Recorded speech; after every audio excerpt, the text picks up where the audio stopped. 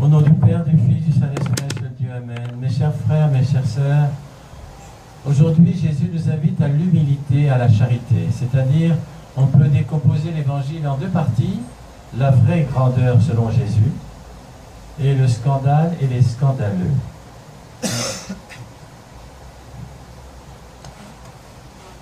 Jésus apprend à ses disciples, à ses apôtres, comment on devient grand devant Dieu.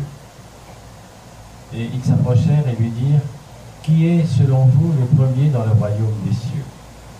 Et Jésus répond, « Si quelqu'un veut être le premier, qu'il soit le dernier et le serviteur de tous. » Quel est au juste le sens de cette réponse? Les disciples ont des ambitions, comme tout le monde. Elles voudraient les réaliser, ces ambitions. Comment atteindre la première place? Sous la nouvelle loi du Seigneur, que faut-il faire pour s'élever et grandir? Méditons ensemble la réponse de Jésus. Au plus humble, la première place. C'est-à-dire que Jésus n'arrête pas l'essor, il la dirige. Alors on peut ensemble contempler cette scène touchante qui suit. Jésus veut graver à tout jamais ses doctrines dans la mémoire, non de sa vie, c'est pas vrai, dans la mémoire de ses disciples. Il prend par la main un petit enfant et le leur présente. Si vous ne vous convertissez, dit-il, et si vous ne devenez semblables à de petits enfants, vous n'entrerez pas dans le royaume des cieux. Voilà notre modèle, et c'est pas moi qui le dis, c'est la sagesse divine à ceux qu'elle veut former. Voilà l'image de la vraie grandeur à mon école et dans mon église, dit Jésus.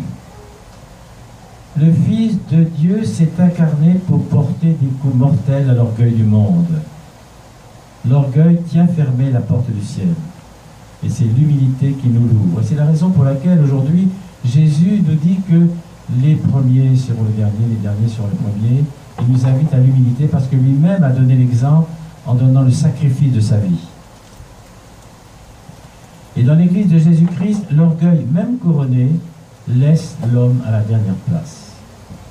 L'humilité, au contraire, l'élève à la première place. Alors, il va falloir travailler à redevenir simple et humble comme un enfant. Parce que l'humilité, ce n'est pas une chose facile.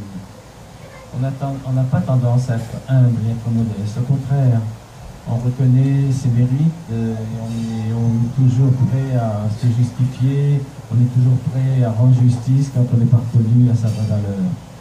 Certes, on a le droit, mais sachez que l'humilité, c'est se mettre dans l'axe du Seigneur.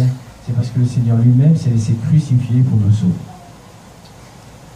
Et Jésus déclare à ses disciples que les moindres services de charité, donc humilité et charité, sont du plus haut prix.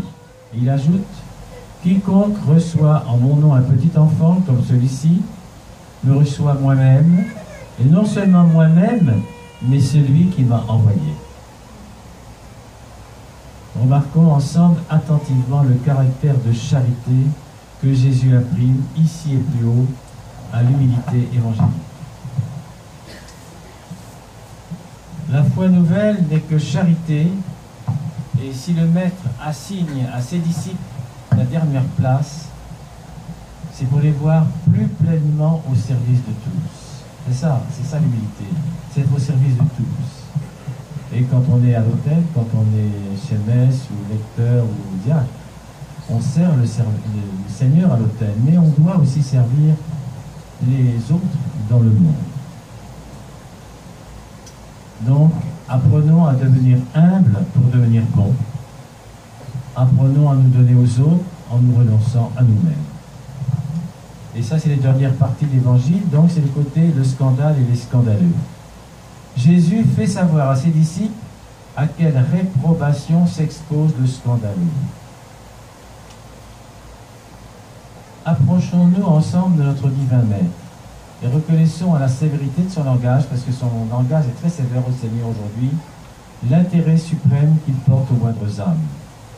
L'innocence d'une âme est un bien sacré auquel le Fils de Dieu interdit de toucher sous peine de profanation.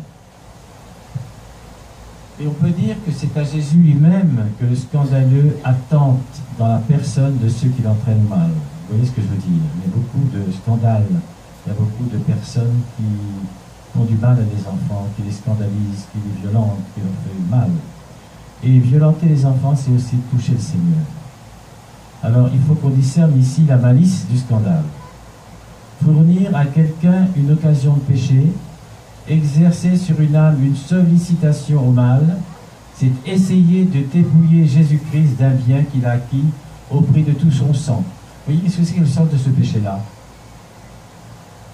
Non seulement on violente, on viole un enfant, mais encore on dépouille le Seigneur de tout ce qu'il a fait pour nous. Ne nous étonnons pas des anathèmes terribles qu'il lance contre les corrupteurs d'âmes. Et ensemble, méditons ces anathèmes. Jésus leur apprend avec quelle énergie ils devront résister à tous les assauts du mal. Le maître de la vérité tire la conséquence de tout ce qui précède et il trace à ses disciples la règle à suivre. Il défend les âmes contre les agressions du mal, mais il veut que les âmes se défendent elles-mêmes en face des occasions de péché et des mauvais exemples. Dieu saura qui nous sommes. Sachez donc ici avec quelle énergie, avec quelle force Jésus veut que les siens se préservent de toute influence, de tout contact, de toute rencontre par où le mal peut les atteindre. Examinons notre conduite quotidienne. Notre vie n'est-elle pas organisée pour la résistance au mal? Alors qu'est-ce qu'il faut faire? Il faut invoquer les anges préservateurs. Et aujourd'hui, ça tombe très bien, parce que dans le Synaxaire, on a fêté la fête de l'archange Saint-Michel, qui nous protège contre le mal. Vous savez que dans toutes les églises orthodoxes, et surtout dans les monastères orthodoxes, il y a toujours beaucoup d'églises dans les monastères. Il y a toujours des terrasses, et sur les terrasses, l'église la plus haute perchée est toujours dédiée à l'archange Saint-Michel. C'est l'archange qui protège le monastère, qui protège les moines, qui protège les gens qui viennent. Et justement, contre le mal, invoquer cet ange tout-puissant avec ses ailes qui vous couvre de sa force et qui vous oblige à ne pas tenter le mal et à résister au péché. Voilà, c'est toute l'idée du sermon d'aujourd'hui, la vraie grandeur selon les Jésus, donc l'humilité et la charité et le scandale et les scandaleux, parce que on est parfois scandalisé par des méchants, mais on a le droit de se défendre, il ne faut pas se laisser faire. Et c'est tout ce que le Seigneur nous demande. Que la bénédiction du Dieu Tout-Puissant, le Père, le Fils, le Saint-Esprit descende sur vous, il reste pour toujours. Amen.